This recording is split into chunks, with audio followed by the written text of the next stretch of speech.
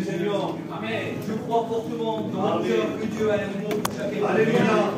Ce soir, Dieu a choisi son messager pour en faire apporter sa parole. Ce soir, je crois qu'elle va parler à chacun d'entre nous. Amen. J'ai envie de prier pour je bénis ton nom, Sauveur. Merci pour ta présence. Merci de nous honorer de ta présence, oh Dieu, ce soir. Mon Christ, nous ne voulons pas te demander pour ta parole, parce que ta parole, c'est celle qui est efficace. Ta parole, c'est celle qui change les cœurs. C'est celle qui bouleverse les vies. Mon Sauveur, mais ensemble, nous voulons te présenter ton messager, celui qui t'a choisi, celui, mon Christ, qui s'est préparé. Sauveur, merci. Merci de le qualifier. Donne-lui les paroles adéquates ce soir, afin de parler à nos vies. À toi toute la gloire, mon Christ. Amen, Jésus. Amen. Gloire à Dieu. Bénis-le, Sauveur. Amen. Gloire à Dieu. Amen. Gloire à Dieu. Gloire à Dieu. Merci Seigneur d'être là. Écoutez, comme il nous a dit Alfonso, c'est notre première année d'école biblique. Et puis écoutez, on meurt de peur. On ne parle pas de notre part à nous, comprenez-le bien. Et, mon frère vous a expliqué dans quel contexte on a vécu dans les bars, et puis tout ce qui était proposé pour nous. Et puis aujourd'hui, c'est moi qui apporte la parole de Dieu. Ça vient du Seigneur, et puis moi je veux compter sur lui, je ne veux pas compter sur mes capacités. Je n'ai aucune capacité, on vous l'a dit tout à l'heure. Et je sais que sa parole, elle est efficace. Voilà, je remercie Tonino d'avoir pensé à moi. Écoutez, c'est peut-être bizarre. Mais j'ai sorti des écoles bibliques et le Seigneur m'avait donné un message. Et puis dans mon cœur, c'était mais tu le prêcheras là-bas chez Tonino le message. Écoutez, c'est bizarre. Mais voilà, je sais que le Seigneur m'avait préparé ce message pour vous. Gloire à Dieu. Voilà. Je vais vous expliquer l'expérience que j'ai vécue en méditant ce message. Je suis parti dans un endroit pour me mettre au calme avec ma voiture pour pouvoir méditer la parole de Dieu, pour méditer ce message. Et écoutez, j'étais dans un endroit, dans une rue, et puis il y a une voiture de gendarmerie qui est arrivée. Et quand la voiture elle est arrivée, elle m'a contrôlé. On n'aime pas trop ça. Et écoutez, à ce moment-là, j'ai ouvert ma fenêtre, et j'avais la parole de Dieu dans les mains. Il me dit, vous faites quoi là?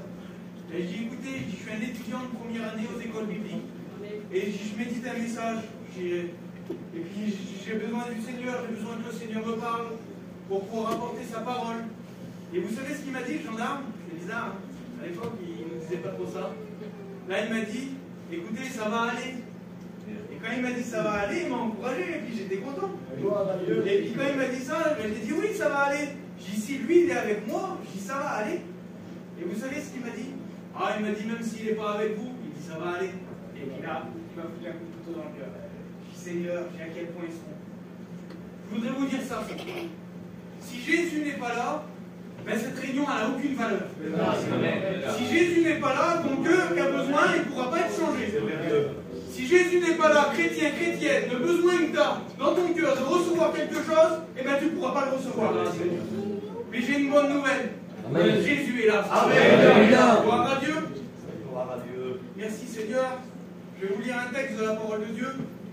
Ça se trouve dans Matthieu, au chapitre 12, et au verset 30. C'est Jésus qui parle, il va dire ça. Celui qui n'est pas avec moi est contre moi. Écoutez, je ne sais pas si vous avez fait attention au témoignage. Ça m'a béni quand je les ai écoutés. Ils ont expliqué que leur mère, elle était chrétienne. Elle suivait le Seigneur. C'est ce qu'il a expliqué Marc, c'est ce qu'il a expliqué Stampy, c'est ce qu'il a expliqué mon frère.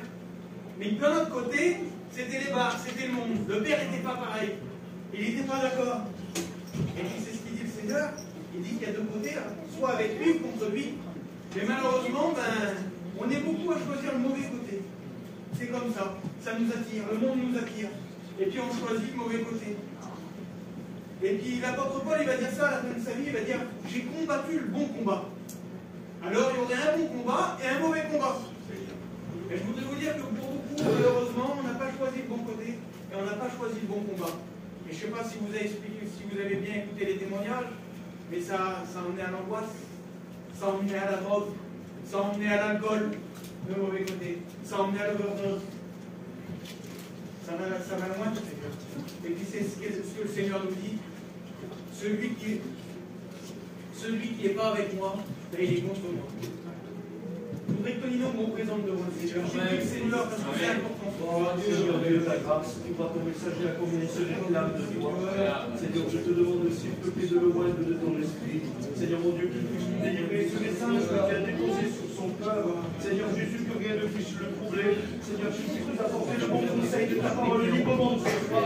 Utilise-le comme tu as choisi de le faire, Seigneur mon Dieu. Merci, merci, merci de ta présence et de nous donner ce soir, Seigneur. Merci pour tout, Jésus. Amen. Voilà, je vais vous lire un autre texte dans la parole de Dieu. Ça se trouve dans 1 Samuel, au chapitre 17. Vous connaissez cette histoire. Je vous fais la lecture. Les Philistins réunirent leur armée pour faire la guerre. Ils se rassemblèrent à Soko, qui appartient à Juda. Ils campèrent entre Soko et Azekah. Saül et les hommes d'Israël se rassemblèrent aussi. Ils campèrent dans la vallée des Térémètres. Ils se mirent en ordre de bataille contre les Philistins. Les Philistins étaient vers la montagne d'un côté et Israël vers la montagne de l'autre côté. Et il est écrit qu'une vallée les séparait. Et moi, je voudrais te poser cette question ce soir. De quel côté tu es? Seigneur, je suis béni dans mon cœur. Seigneur, il me bénit parce que je vois vraiment que je suis dans la direction du Seigneur. De quel côté du combat tu es? Est-ce que tu es du côté du Seigneur, du côté du peuple de Dieu, du côté d'Israël, ou est-ce que tu es du côté des Philistins qui nous représentent le monde et tout ce qui va avec? Peut-être que toi tu te dis dans ton cœur, ben non, moi je ne suis pas contre Dieu. Moi je crois en Dieu. J'ai fait des expériences. Je crois au Seigneur et puis je suis dans la réunion ce soir. Moi je ne suis pas contre Dieu. Et puis tu es peut-être dans la vallée. Tu es entre les deux. Mais je voudrais dire que toi entre les deux, c'est toujours pas du bon côté. C'est soit avec lui ou soit contre lui. Il faut choisir de quel côté tu es.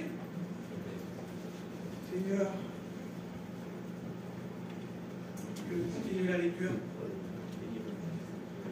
Voilà ce qui est écrit au verset 4.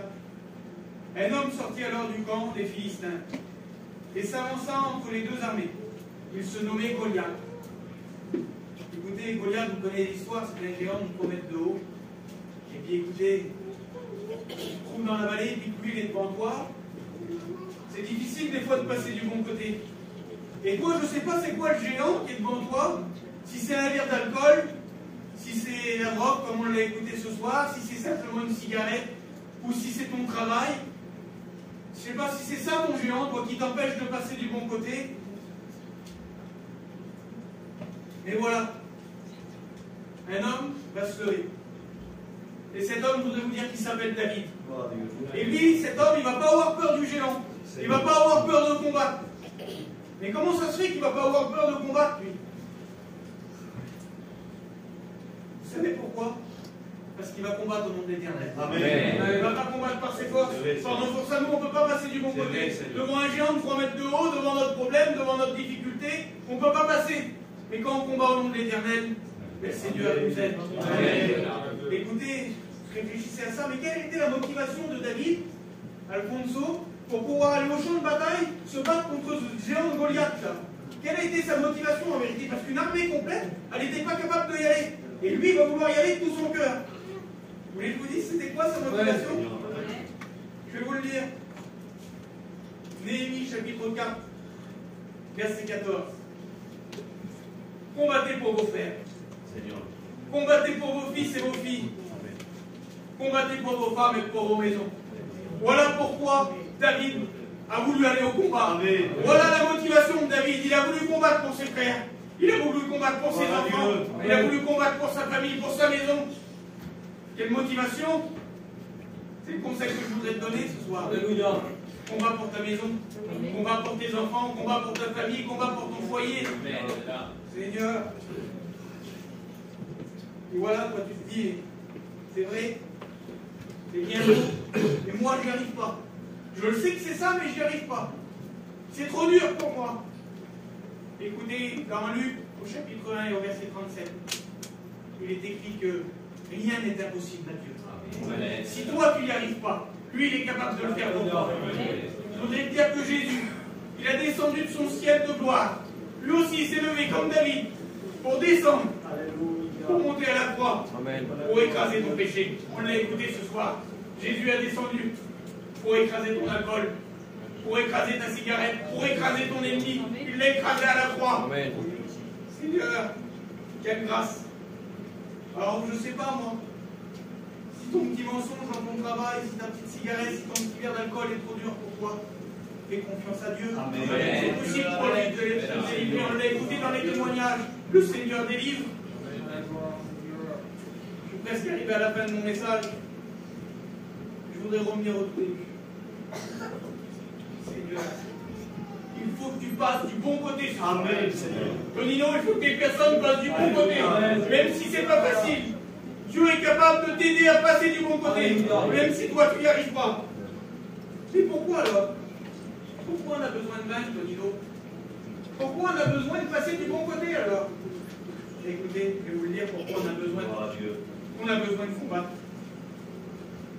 Voilà. Apocalypse chapitre 2, verset 7. Il dit à celui qui vaincra, je donnerai à manger de l'arbre de vie et dans le paradis de Dieu. Apocalypse 2, verset 11. À celui qui vaincra n'aura pas à souffrir de la seconde mort. Apocalypse 2, verset 26. À celui qui vaincra et qui gardera jusqu'à la fin mes œuvres, je lui donnerai autorité sur les nations. Amen. Mais ça ne s'arrête pas là. À celui qui vaincra sera ainsi revêtu de vêtements blancs. Je n'effacerai point son nom du livre de vie, et je confesserai son nom devant mon Père et devant les anges. Quelle importance de combattre. Apocalypse 3, verset 12. À celui qui vaincra, je ferai de lui une colonne dans le temple de mon Dieu. Apocalypse 3, verset 21. À celui qui vaincra, je le ferai asseoir avec moi sur mon trône, comme moi j'ai vaincu. Et je me suis assis sur mon trône avec mon Père, sur son trône. Vous croyez que ça vaut pas le coup de passer du bon côté ce soir? Avec tout ce que je vous ai dit, passe du bon côté ce soir. Vainc, combat, remporte la victoire. Que Dieu vous bénisse. Amen. Gloire à Dieu. Que Dieu soit béni. Alléluia.